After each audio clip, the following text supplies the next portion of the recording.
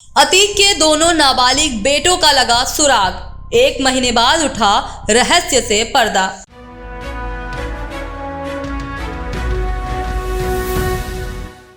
Ahmedabad jail में बंद mafia Atiq Ahmad के दोनों नाबालिग बेटों को लेकर 1 महीने से हो रही खोजबीन अब खत्म हो गई है। अतीक के दोनों नाबालिग बेटे उमेश पाल हत्याकांड के बाद से गायब हो गए थे। करीब 1 महीने से इस रहस्य पर पड़ा पर्दा धूमनगंज पुलिस ने उठा दिया है। शुक्रवार यानी आज पुलिस ने कोर्ट को बताया कि उमेश पाल हत्याकांड में आरोपित अतीक अहमद के दोनों नाबालिग बेटे राजरूपपुर स्थित बाल संरक्षण गृह में ही हैं। लगभग प्रतिदिन मामले की सुनवाई मुख्य न्यायिक मजिस्ट्रेट की अदालत में हो रही थी और कई बार आख्या मंगाई गई, परंतु स्पष्ट रूप नहीं दिया जा रहा था। इस पर थाना प्रभारी के विरुद्ध कारण बताओ नोटिस जारी हुआ, तब ये स्पष्ट रिपोर्ट भेजी गई। अगली सुनवाई सोमवार को होगी।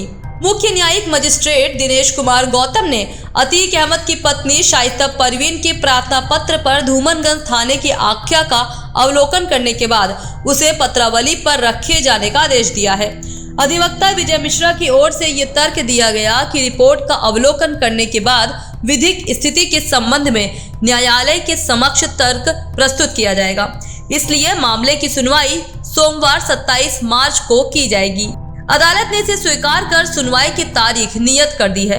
गौरतलब है कि अतीक अहमद की पत्नी शाइस्ता परवीन की ओर से 27 फरवरी को मुख्य न्यायिक मजिस्ट्रेट के न्यायालय में प्रार्थना पत्र दिया था कि उसके दोनों नाबालिग बच्चों को 24 फरवरी को उमेश पाल की हत्या के पश्चात उनके घर से धूमनगंज पुलिस उठा ले गई है। उनका कोई भी पता नहीं चल रहा है।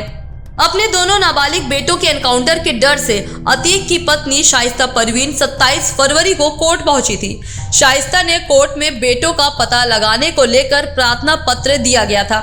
शाइस्ता ने कोर्ट को बताया था कि उसके दोनों नाबालिग बेटों को उमेश पाल हत्याकांड के आरोप में पुलिस उनके घर से उठा ले गई है।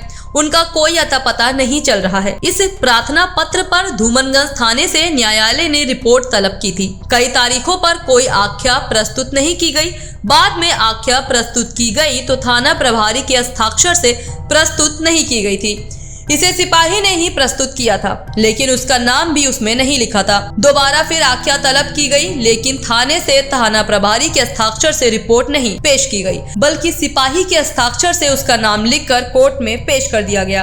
अतीक के दोनों बेटे कहाँ हैं, इसका पता लगाने को लेकर करीब 1 महीने से कोर्ट में हर दिन सुनवाई हो रही थी, लेकिन कोर्ट में पुलिस द्वारा स्पष्ट रिपोर्ट न दिए जाने के कारण सुनवाई निरंतर जारी था। इसके बाद कोर्ट ने पुलिस के रवैये को लेकर कड़ी आपत्ति जताई। कोर्ट ने थाना प्रभारी से स्वयं इस मामले में आख्या प्रस्तुत करने का आदेश दिया था। इस पर थाना प्रभारी ने कोर्ट को बताया कि इन दोनों बच्चों को बाल संरक्षण गृह में रखा गया है, लेकिन कोर्ट में ये नहीं बताया कि उन्हें किस बाल संरक्षण गृह में रखा गया है। इसके बाद कई दिनों तक सुनवाई चलती रही, लेकिन धूमनगंज थाने की पुलिस ने कोई रिपोर्ट नहीं की। इस बीच एक दिन सीलबंद लिफाफे में कोर्ट को रिपोर्ट सौंपी।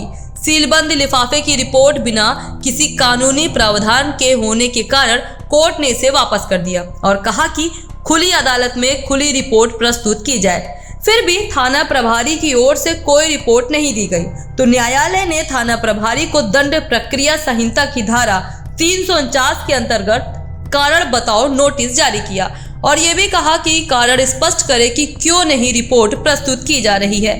ऐसे करने में असफल रहने पर कानूनी कार्रवाई की जाएगी।